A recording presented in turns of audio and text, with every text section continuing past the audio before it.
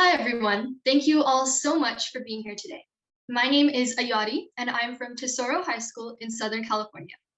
I'm really excited and honored to speak to you all today about an issue very close to my heart, Alzheimer's disease, and also tell you about the human amyloid beta knock-in mouse model, which I am sure will prove invaluable in the future. So, to introduce myself, I'm a rising junior from Southern California, and I have a strong passion for neuroscience, medicine, and community service.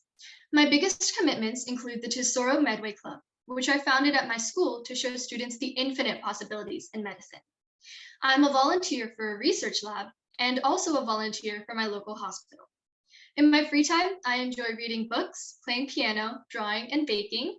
And when I'm older, I aspire to be a physician and combine my ambitions in science and helping others. Now, to begin, Alzheimer's disease is an extremely prevalent and common disease around the world. It affects too many people, forcing them to experience confusion and memory loss, and even snatching away the ability to perform basic, necessary tasks. Here at the Global Health Leaders Conference, I want to ensure that the Alzheimer's epidemic receives necessary attention. And I further hope that my presentation can inspire you all to encourage or even pursue formal research. Alzheimer's disease is characterized by the formation of neurofibrillary tangles or amyloid beta plaques, as well as broken connections between neurons that inhibit communication and lead to neuronal degeneration. Early symptoms include forgetting common details, but more severe cases feature extreme memory loss, confusion, and inability to perform everyday tasks. Patients in the later stages of Alzheimer's disease will need high levels of care, and eventually caregivers need to consider providing a dignified end to the patient's life. So from diagnosis to eternal rest, Alzheimer's disease has huge physical and emotional impacts on the patient and their loved ones. There is no cure for Alzheimer's disease, so this issue is extremely important. And here at the GHLC, we can motivate aspiring global health experts to research and develop treatments or even a cure for Alzheimer's disease.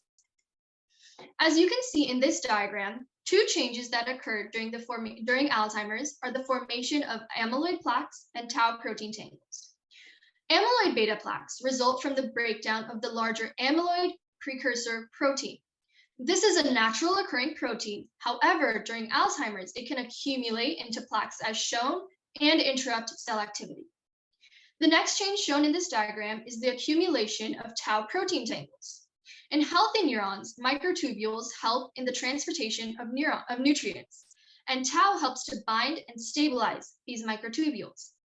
In the Alzheimer's brain, we see how tau proteins have detached from the microtubules and have tangled inside these neurons. Evidently, this interrupts synaptic connections. Recent studies suggest specific behavior and correlation between tau and amyloid beta, which causes Alzheimer's disease. When I submitted my application to attend the GHLC, I defined global health as an intuitive definition, referring to the health of the global population, focusing on all regions of the world, and aiming to provide equal high-quality health benefits to everyone. The World Health Organization reports that there are over 10 million cases of dementia diagnosed yearly, and further explains that Alzheimer's disease is the most common cause of dementia, accounting for 60 to 80% of cases. Naturally, top research organizations have termed current statistics as an Alzheimer's epidemic. Alzheimer's disease is distinguished by the formation of plaques or protein tangles in the brain, further leading to neuronal degeneration and substantially lowering a person's cognition. This disease is becoming increasingly prevalent in the older population around the world, regardless of gender, race, or class.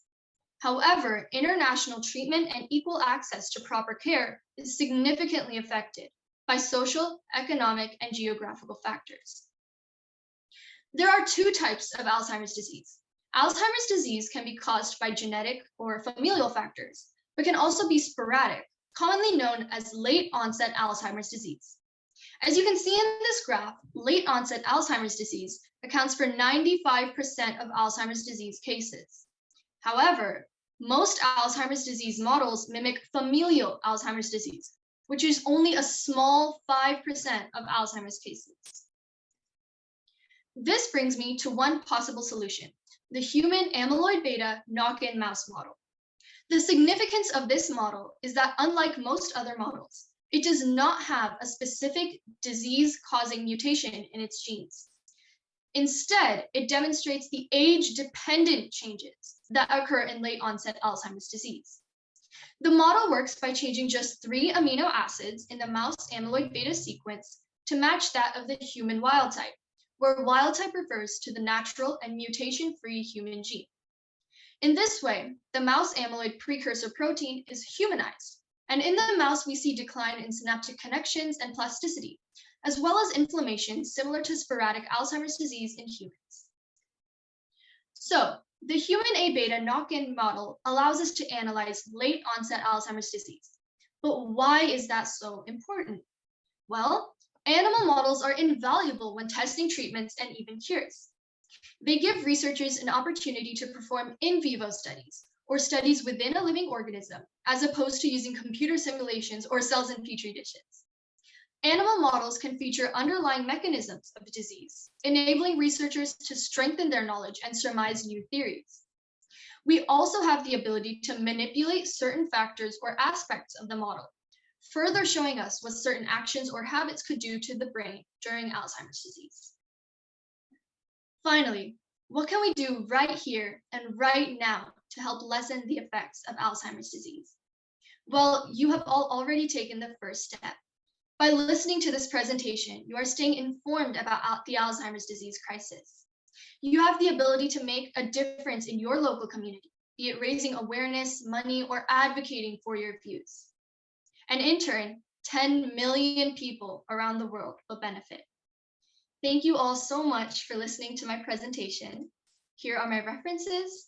And if you have any questions, please do not hesitate to reach out. And finally, I would like to thank the GHLC for giving me this amazing opportunity to contribute to the Student Speaker Series.